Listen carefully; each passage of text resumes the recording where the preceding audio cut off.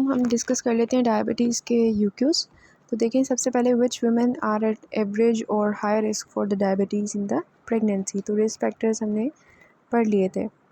और फिर आता है discuss the screening protocol for the diabetes in the antenatal period. तो स्क्रीनिंग प्रोटोकॉल क्या होता है? एक तो हमारा होता है ना ये यूरिनरी ग्लूकोज़ लेवल चेक कर लेते हैं हम, ग्लूकोज़ टॉलरेंस टेस्ट कर लेते हैं, फास्टिंग ब्लड ग्लूकोज़ जो है उसको हम देख लेते हैं, फिर रैंडम ब्लड ग्लूकोज़ होता है और उसका टेबल आपने बना देना है।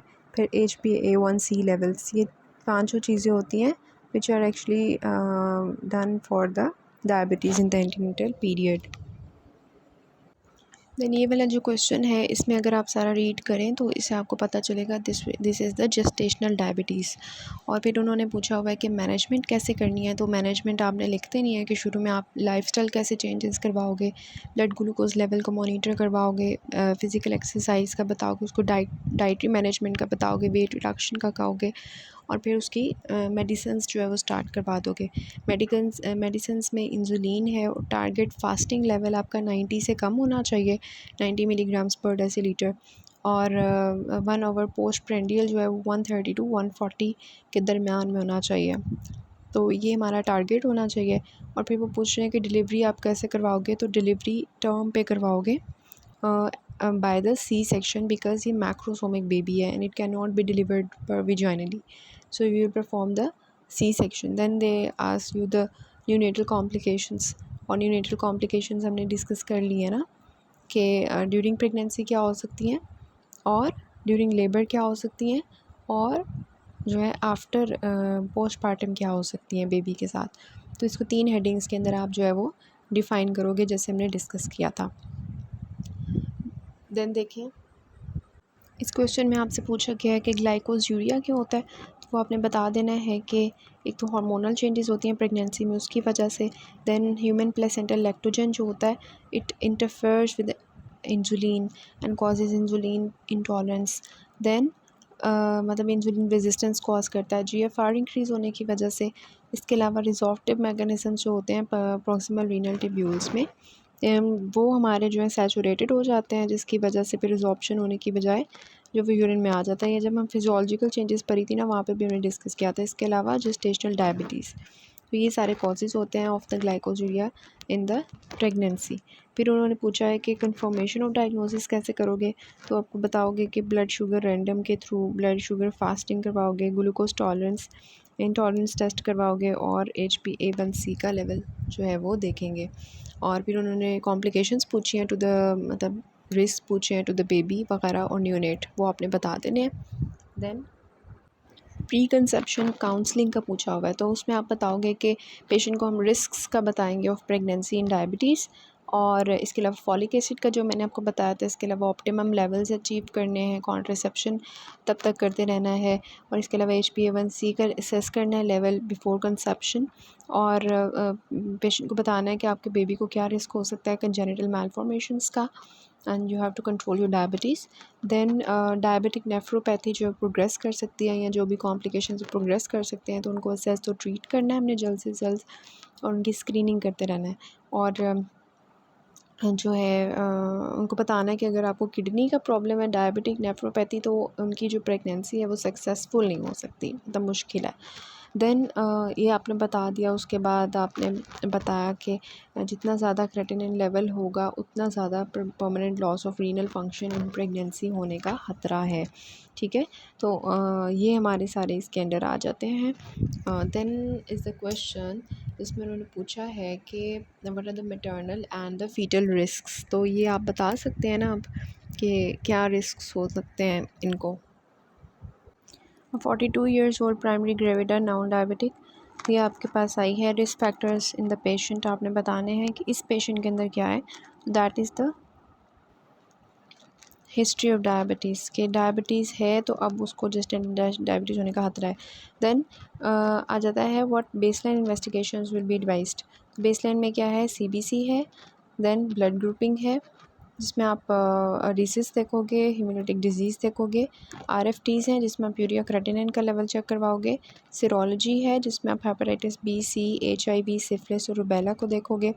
फिर अदर स्क्रीनिंग टेस्ट में आ जाता है बैक्टीरियल वेजिनोसिस, मतलब इन्फेक्शंस के लिए CMV, मतलब साइटोमेगलोवायरस और टोक्सोप्लाज्मोसिस। तो CBC, blood grouping, RFT, serology and other screening tests. Then blood sugar levels आ जाते हैं to rule out the gestational diabetes, and then the ultrasonography.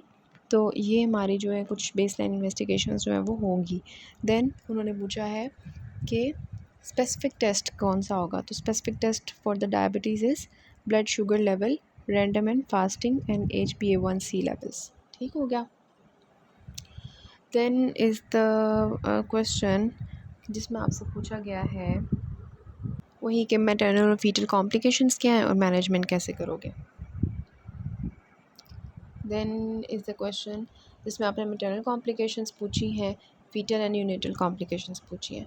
Then is the question जिसमें आपसे management पूछी है, और फिर क्वेश्चन जो है उसमें एवेलुएशन और मैनेजमेंट पूछी है। अच्छा, ये जो 10th वाला है इसमें देखें कि आप इसकी कैसे वैल्यूएशन करेंगे। सबसे पहले हिस्ट्री लेंगे, एग्जामिनेशन करेंगे, फिर इन्वेस्टिगेशंस में ultrasound, blood glucose level, HbA1c levels ले लेंगे। फिर आप क्या करेंगे, ट्रीटमेंट, शुगर लेवल मेंटेन करके आप डाइट और इंसुलिन जो है वो लाइफस्टाइल वगैरह मॉडिफिकेशन मेडिसिन दे देंगे। फिर ऑब्स्टेट्रिकल मैनेजमेंट कैसे करेंगे कि आप इसमें जो है क्योंकि पेशेंट को जो है वो डायबिटीज़ भी है, हाइड्रोमनियोस भी है, एक्यूट हाइड्रोमनियोस है। एक्यूट हाइड्रोमनियोस हम पढ़ चुके हैं ना एमनियोटिक फ्लूइड एब्नॉर्मलिटीज़ में। तो इसमें आप जो है वो अल्ट्रासाउंड के अंदर जो है वो नकल ट्रांसलूसेंसी स्क्रीनिंग होती है। अब मैं जब आपको डाउन सिंड्रोम बताऊंगी तो उसमें बता दूंगी क्या होती है। दैन फीटल इकोकार्डियोग्राफी हम करवाते हैं, और इसके अलावा सीरियल ग्रोथ स्कैन्स होते हैं to detect the fetal macrosomia and polyhydramnios. फिर आप क्या करोगे, management aim to achieve a vaginal delivery between 38 to 39 weeks, और फिर इंसुलिन डोज जो है वो डिलीवरी के बाद हाफ़ हो जाएगी, और डिलीवरी से पहले मतलब प्रेगनेंसी के दौरान इंसुलिन डोजेज़ हम इंक्रीज़ करते होते हैं। ठीक हो गया। तो ये हमारा था, और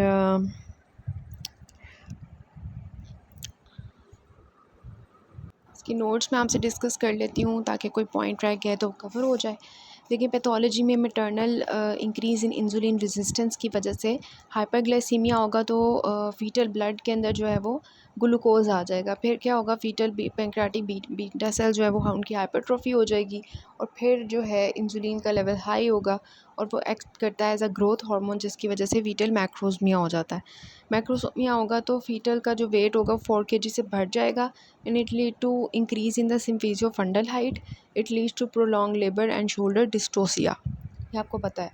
फिर हाइपरग्लाइसीमिया जो है ऑर्गेनोजेनेसिस जब हो रही होती है फर्स्ट 42 डेज़ में, तो उसकी वजह से ग्लूकोज लेवल इंक्रीज़ होने की वजह से पहला जो मसला आता है वो कंजेनिटल मैलफॉर्मेशंस हैं, जिसमें स्केलेटल प्रॉब्लम्स आती हैं कि बेबी का हिप डिसलोकेट कर सकता है, सैक्रल एजेनेसिस हो सकती है, पैल्विक ट्रांसवर्स डायमीटर जो है वो कम हो जाएगा।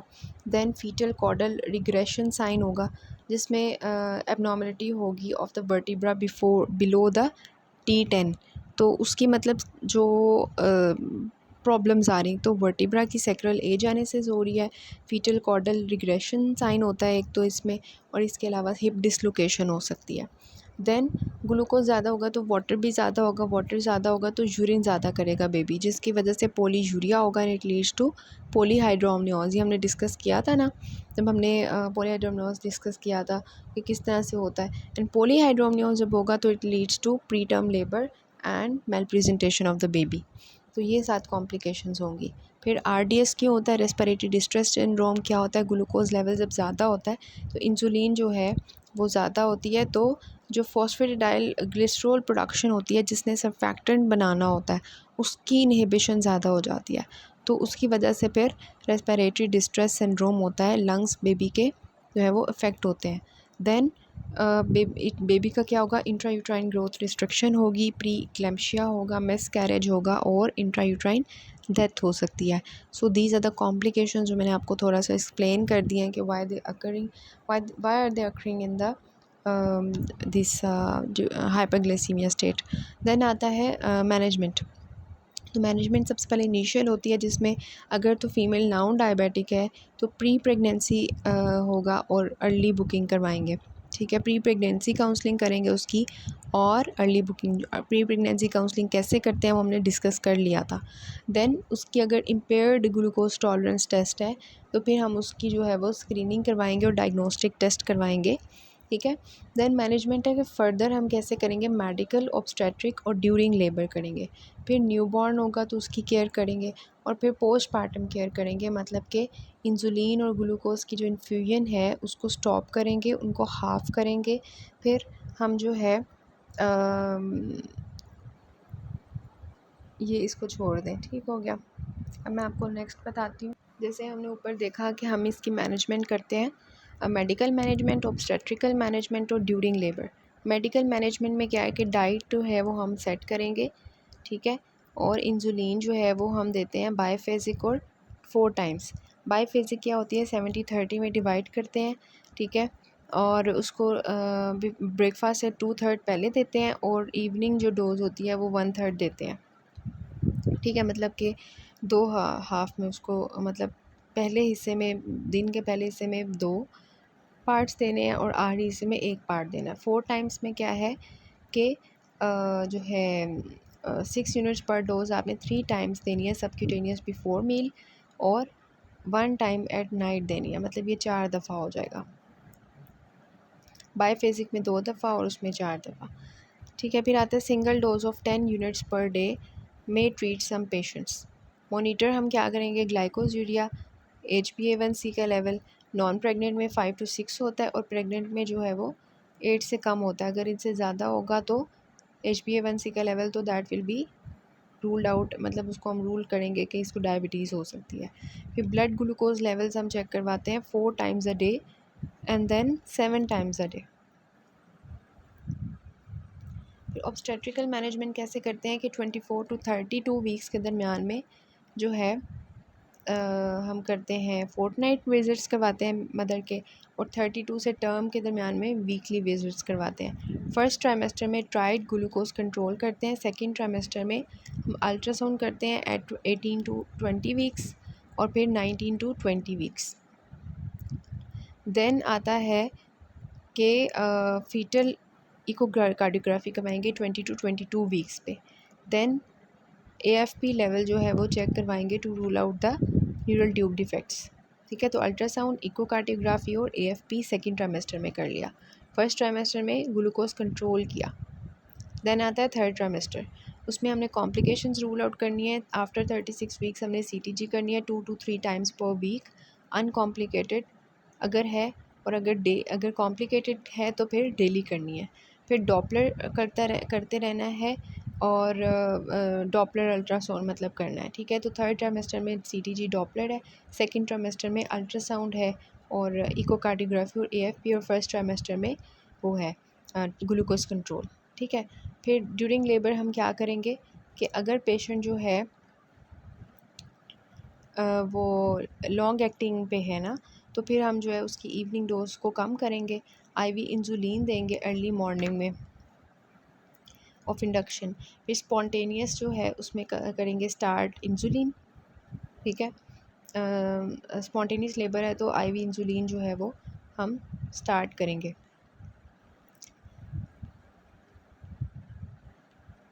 और इसमें जो है वो हम देते हैं IV infusion of 10% glucose 1 litre every 8 hours. Labour जो है वो 12 आवर्स से ज़्यादा है तो इन्फ्यूज़ करेंगे 10 मिली मोल्स पर लीटर KCl। इसको आप छोड़ दें, इतना ज़्यादा डिटेल करने की ज़रूरत नहीं है। यहाँ पे देखें कि हम ऑक्सीटोसिन देते हैं, प्रोस्टाग्लैंडिन्स, मतलब लेबर प्रोलॉन्ग्ड हो गई है ना, तो फिर ऑक्सीटोसिन, प्रोस्टाग्लैंडिन्स और आर्टिफिशियल रप्चर ऑफ मेम्ब्रेन्स। ठीक है, ये आपने लेबर को स्टार्ट करवाने के लिए मैंने आपको पढ़ाया था इंडक्शन ऑफ लेबर में। Can do instrumental delivery, early clamping करेंगे to avoid the RBCs load in the polycythaemia baby, और फिर इंड्यूस करेंगे व्हेन कॉम्प्लिकेशंस अराइज, और जो जेस्टेशनल एज है 40 से ज़्यादा है तो फिर इंडक्शन करेंगे। ठीक हो गया। अब न्यू बॉर्न केयर कैसे करेंगे थोड़ा सा बता देती हूँ। बर्थ इट्सफिक्सिया होगा तो इंट्यूबेशन करेंगे, ऑक्सीजन सप्लाई करेंगे। फिर अगर हाइपोग्लाइसीमिया तो कॉर्ड को क्लैम्प करेंगे ताकि मैटरनल ग्लूकोज सप्लाई जो है बेबी को कम मिले, इंसुलिन जो है उसका लेवल जो है वो मेंटेन हो। हाइपोग्लाइसीमिया में हो तो हम ब्लड ग्लूकोज लेवल को बर्थ के 2 और 4 घंटे बाद जो है वो चेक करेंगे। दैन आईवी ग्लूकोज देंगे अगर ब्लड ग्लूकोज लेवल जो है वो 2.5 से कम है तो अर्ली ब्रेस्ट फीडिंग स्टार्ट करवा देंगे। This is in case of hypoglycaemia. जब हम कॉर्ड क्लैम्प करते हैं तो मदर की ब्लड ग्लूकोज लेवल कम हो जाता है ना, तो हाई इंसुलिन जो है वो अपना एक्शन जो है वो ज़्यादा कर देती है, जिसकी वजह से हाइपोग्लाइसीमिया स्टेट आ जाती है। तो फिर हम जो है हाइपोग्लाइसीमिया को ट्रीट करने के लिए आईवी ग्लूकोज देते हैं और अर्ली ब्रेस्ट फीडिंग करवाते हैं। फिर जो रेस्पिरेटरी डिस्ट्रेस सिंड्रोम है उसको हम करवाते हैं, सर्फेक्टेंट की मैच्योरेशन करवाते हैं। हाइपोकैलेसीमिया और हाइपोमैग्नीसीमिया तो कैल्शियम ग्लूकोनेट देते हैं आईवी 5% 50 to 100 मिलीग्राम्स पर केजी। अगर जॉन्डिस है तो फोटोथेरेपी और एक्सचेंज ट्रांसफ्यूजन करते हैं। अगर पॉलीसाइथीमिया है जिसमें इंसुलिन ज़्यादा होता है तो एरिथ्रोपोइटिन भी ज़्यादा हो जाती है किडनीज़ में से, जिसकी वजह से पॉलीसाइथीमिया होता है और उसकी वजह से फिर जो है प्लेटलेट्स कंज्यूम हो जाते हैं, थ्रोम्बोसाइटोपिनिया हो जाता है। तो अगर हीमोटोक्रिट जो है वो 65 से कम है तो हम वीनस सेक्शन कर देते हैं, ज़्यादा है तो वीनस सेक्शन करते हैं। सो ये मतलब थोड़ा सा नीनेटल केयर का था, आपको आइडिया होना चाहिए। अगर डायबिटिक नेफ्रोपैथी है तो सीरियसली इम्पेयर्ड है तो प्रेगनेंसी को टर्मिनेट करना है। अगर माइल्डली इम्पेयर्ड है तो क्लोजली मोनीटर करना है और टर्मिनेट करनी है प्रेगनेंसी की इन केस ऑफ कॉम्प्लिकेशंस। ठीक है, ये वाला हमने टेबल कर लिया है। So this is all about this topic, diabetes in pregnancy.